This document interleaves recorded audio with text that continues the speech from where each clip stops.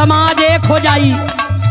आ विशेष में हम अपने यादव भैया लोगन के चिरौरी करतानी, निहोरा करतानी, रिक्वेस्ट विनती करतानी कि जहिया आप लोग साथे हो जाइबा केहू सामने ना पड़ी।